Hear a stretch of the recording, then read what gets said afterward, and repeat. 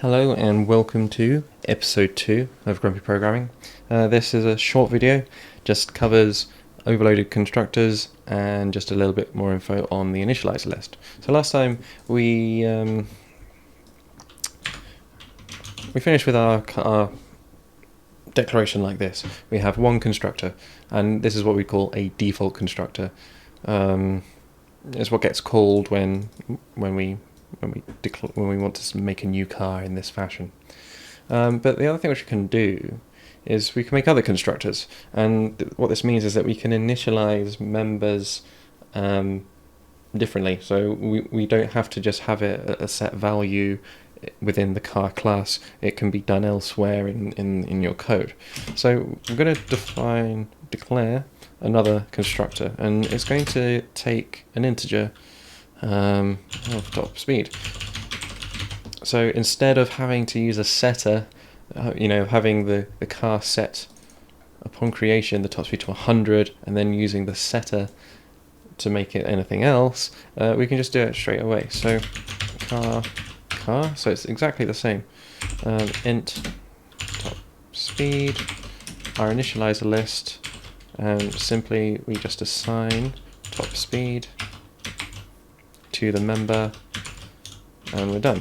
So you might be asking, well, okay, so how does this know to use this function over the other? It's simply as you would know, is that of the parameter list, there's a constructor with no parameters, often seen as void, and then there's one which takes an integer, and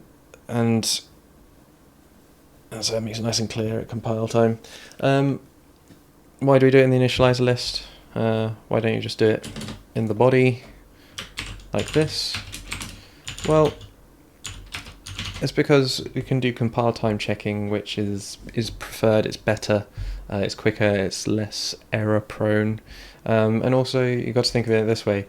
If we had our constructor in this fashion, all that we'd be having was we'd be creating the car with a default value of 100, and then we'd be setting it once it's been created to top speed, because in the initializer list the object hasn't actually been fully created yet. It's still being constructed.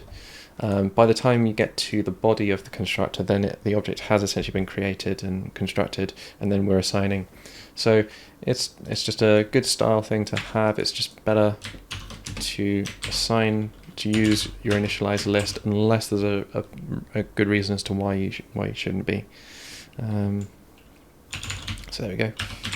So that's how the overloaded constructor should look, and then we'll just update here. So we'll remove the setter to use it. Open up the curly brackets. We pass in an integer, and we're using the overloaded constructor. And then if we build and run, there you can see. And instead of having to reassign it within one line, we can create a car object with a value of a top speed of 250.